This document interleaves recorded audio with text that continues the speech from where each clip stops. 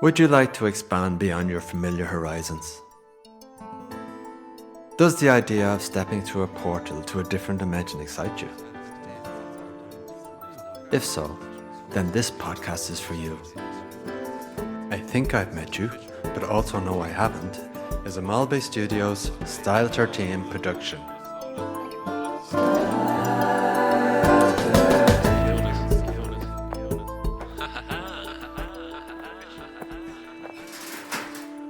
Episode 3. There's only one me. Superstition and fear around the number 13 is thought to have several origins. Norse mythology tells us of a party where the primary 12 gods were peacefully sitting down to enjoy a nice dinner together when a disgruntled and uninvited Loki, the god of mischief, showed up. He was the 13th guest, and after his arrival, chaos and carnage ensued, resulting in the death of Balder the Beautiful, a god who represented joy and gladness. Christian tradition also gets in on the act, generating bad press for the number. There were 12 diners at the Last Supper, and the 13th to arrive was Judas, who went on to betray Jesus.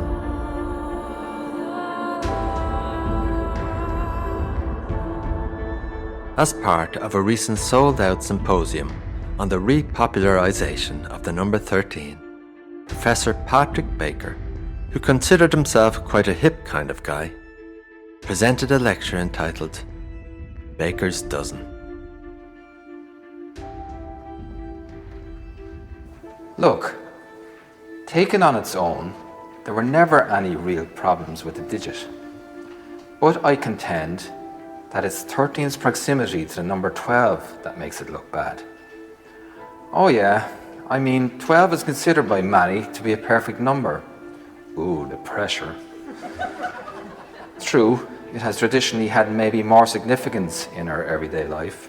12 months in a year, 12 hours on a clock, 12 signs of the zodiac, etc., etc. 12 is also the largest number that has only one syllable. Hooray for 12. But style 12 isn't where it's happening, is it?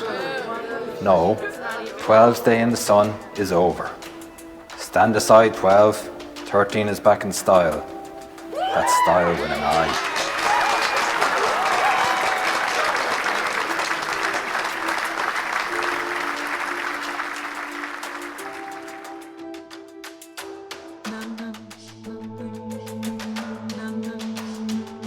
Prior to the emergence of Style 13, there were those who did not consider 13 to be an unlucky number. They considered the number divine and argued that when embraced, it could bring with it good fortune and prosperity. This minority, however, were not all that vocal, hiding their opinions to avoid superstitious scorn and ridicule. However, since Style 13's emergence, things have changed, and they have come out of the shadows to loudly and vociferously tell everybody and anybody how right they were all along.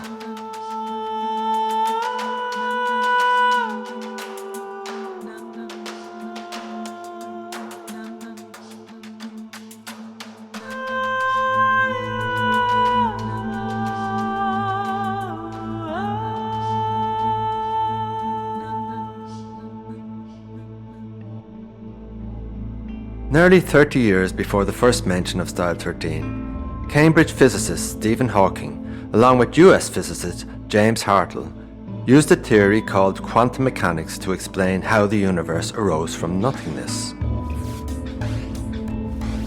This theory suggests that the Big Bang created not just one universe, but an endless supply, where all existences are possible. Although he never openly revealed it, Professor Hawking is generally believed to have been a Style 13er himself. He often used humour to defend or deflect any implied criticism of the parallel universe theory. One example of this occurred in 2014, when he appeared on a US satirical news program where the comedian host was a Style 13 skeptic. You've stated that you believe there could be an infinite number of parallel universes. Does that mean that there is a universe out there where I am smarter than you? Yes, and also a universe where you're funny.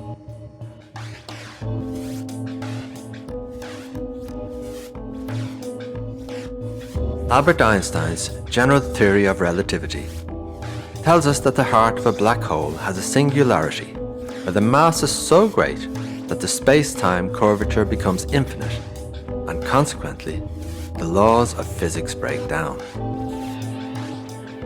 He hypothesized that black holes may be gateways to other dimensions.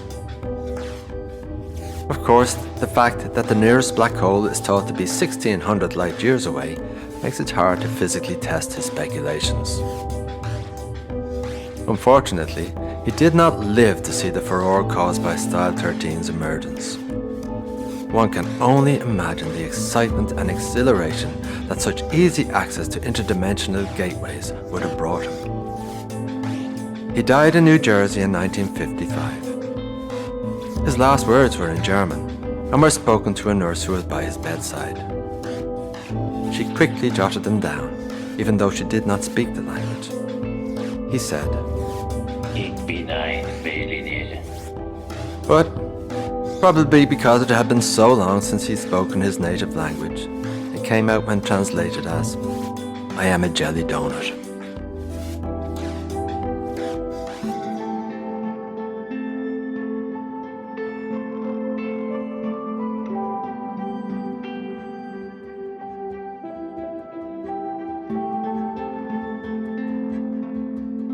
Our own traditional singular universe, the one that we're used to, is pretty vast.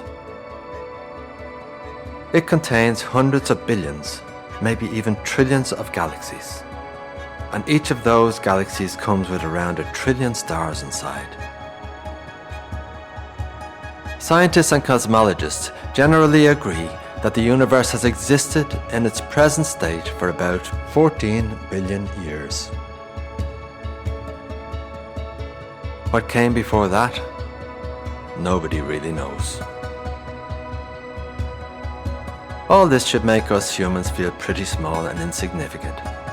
But that is in fact not the case.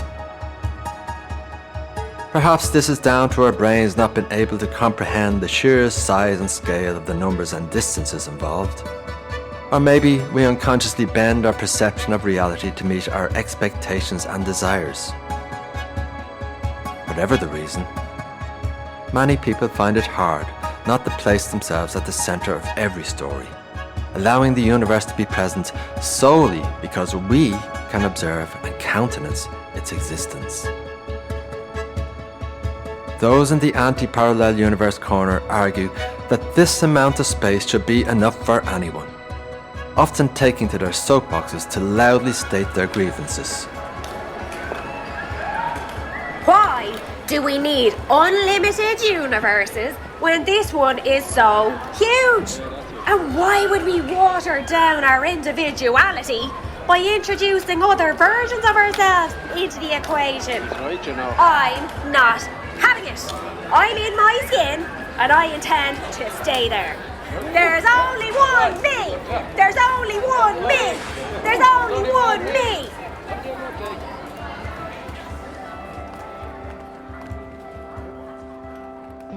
An Oscar Wilde saying, "Be yourself, everyone else is taken," served as a title for a recent gathering of academics in London.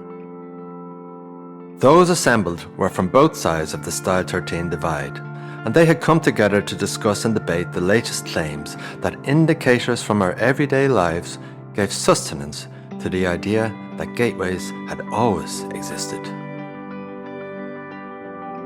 One of the speakers, Dr. Izzy Foriel, presented her paper, The Deja Vu.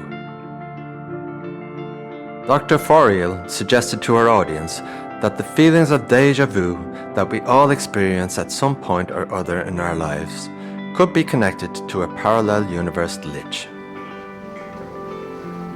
Look, you may think you have heard this before, but joking aside, I think we can all agree that it's not always possible to reach out and make contact with something that is vibrating at a different frequency to ourselves.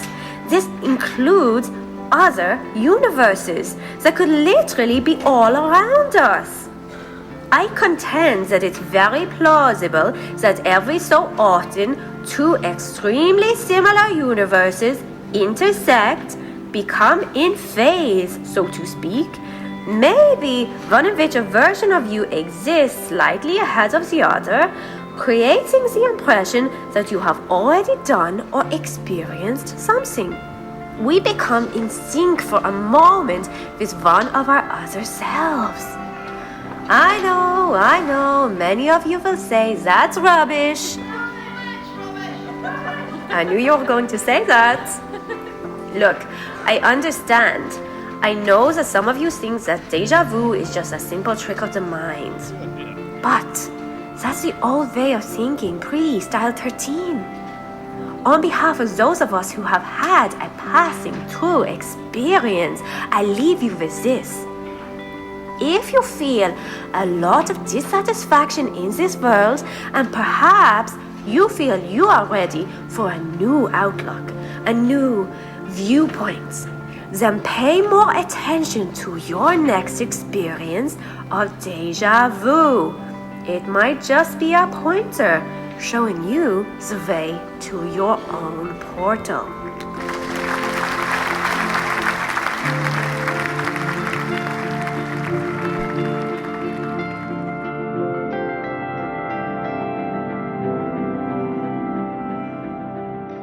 Our ancestors knew and accepted that there are certain times of the year when the veils between worlds grow thinner.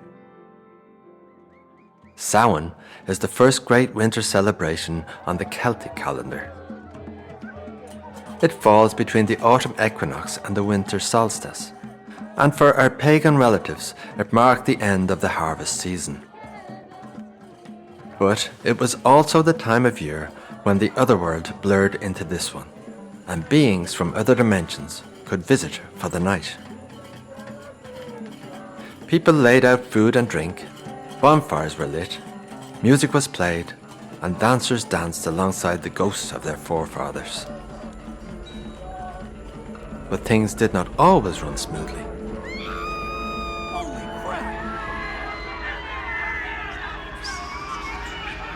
The open portal to the other world sometimes allowed mischievous and malevolent spirits to come through. Because of this, people made masks to hide their appearance in case they were stolen away to another existence or dimension. Excuse me. You couldn't trust anybody being who they said they were on this night. Get off me!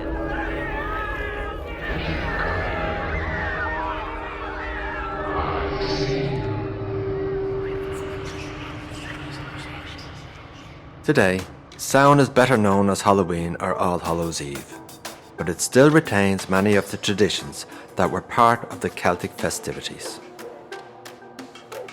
Because of its association with parallel worlds, the annual celebration has become a major holiday for established and would-be Style 13ers. Places like the Boyne Valley and the hills of Tara and Ward, where gatherings have traditionally been held to celebrate Samhain, have of late become popular beacons for gateway people who come to celebrate alongside druids, hippies, and some individuals who just like the vibe of it all.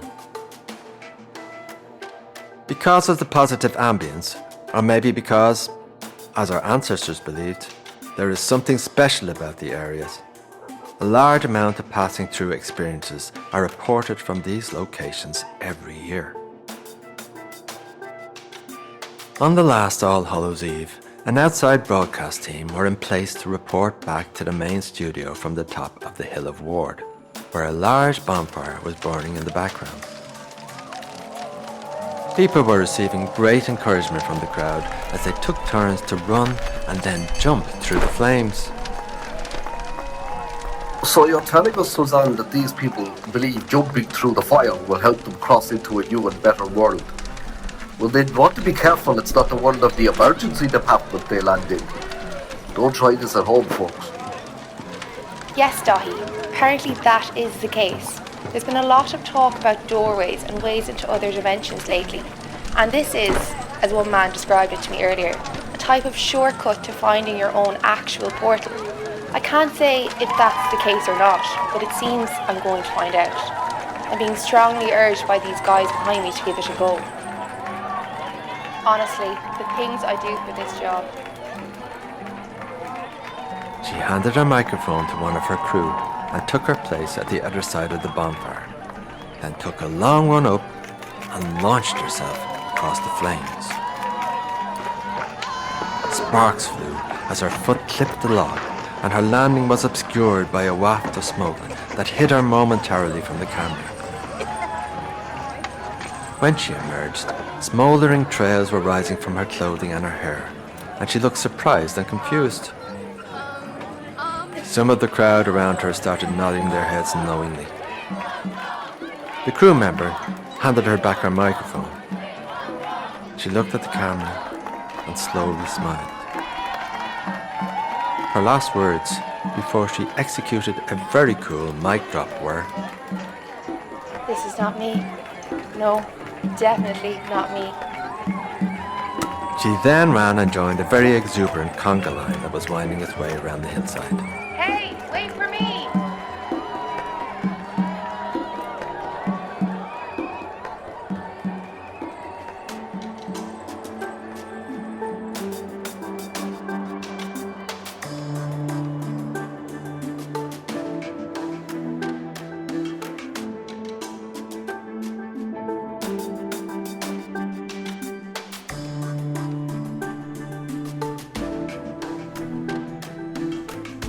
One of the main claims made by people who have been lucky enough to find, recognize, and then consciously pass through their own style 13 is that they can never look at their surroundings in quite the same way again. Although each individual appears to have been affected in their own unique way, all are in agreement that their lives were irrevocably changed by their encounter. Commonly, they describe colours as being more vibrant, the air as fresher, even noises seem crisper, and things taste, well, tastier. They generally agree that opportunities appear to present themselves more readily, with synchronicity and coincidence becoming part of their daily lives. An involuntary or unexpected portal journey can achieve much the same things, but only if we are open to change and not too stuck in our ways. If we reject or try to ignore a passing through experience, then we will find ourselves trying to revert to our former versions, and this can cause us unrest and unease. So it's really best to be prepared. An encounter with your own style 13 can happen anytime, and awareness of where we are in any given moment is a good thing. Well, usually.